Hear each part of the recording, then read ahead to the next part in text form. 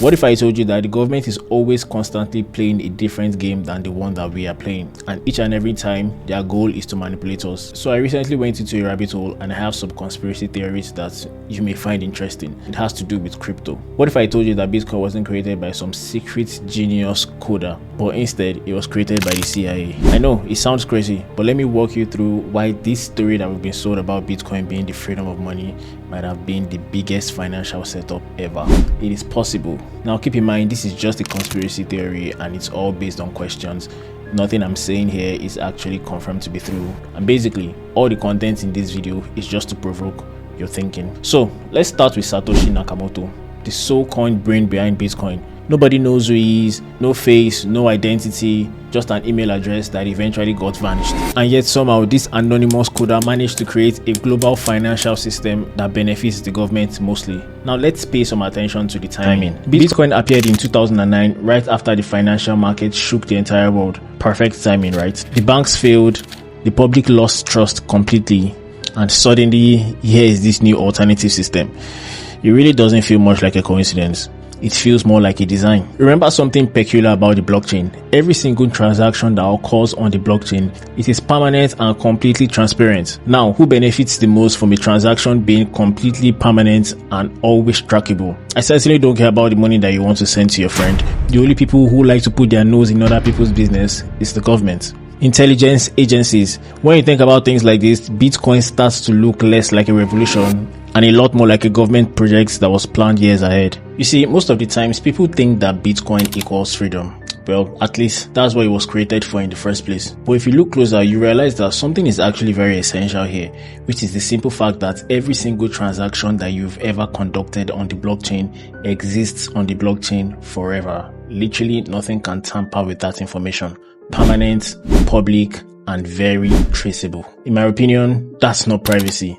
That's surveillance. For the most part, most crypto enthusiasts believe that wallets are private and completely anonymous. But the CIA, NSA, and all other government agencies have literally devised means, and they have various tools to de-anonymize various addresses and track movements of funds. So in my opinion, the real question is going to be, why did they give us Bitcoin?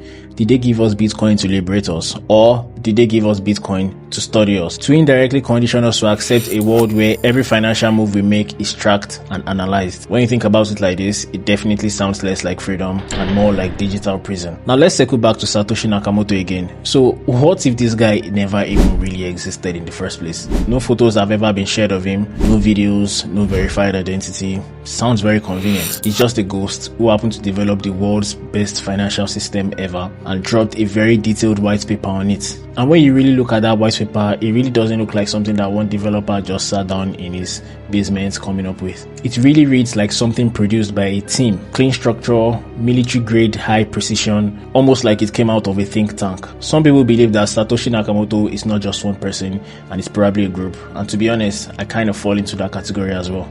I think it's a group of cryptographers working under one name, which is Satoshi Nakamoto, using it as a fake name. The NSA has some of the best cryptographers in the world. Do you really think that it is possible that Bitcoin was an intelligence project released under the mask of anonymous genius? Tell me, what's easier to sell to the public? Here is your new money that is from the government, or here is your new money from a mysterious rebel called Satoshi Nakamoto.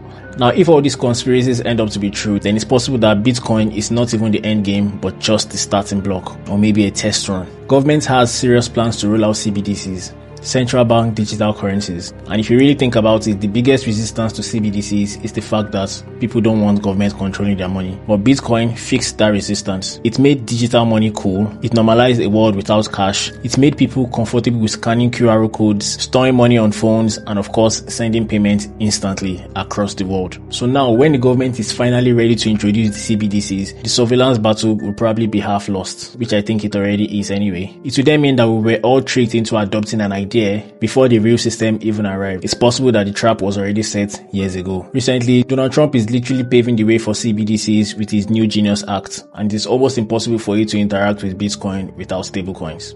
I didn't say it's impossible, I said almost impossible. So ask yourself, was Bitcoin really a revolution, or it was just debate? A beautifully designed Trojan horse to usher in the next financial control. Either way, if this conspiracy turns out to be true, then the game was never about freedom, it was always about power and control. But this is just my opinion though, I'm just thinking out loud. What do you guys think? Do you think all of this is BS and Bitcoin is true financial freedom? Or there's a possibility that all of this might be true and we've all been deceived once again?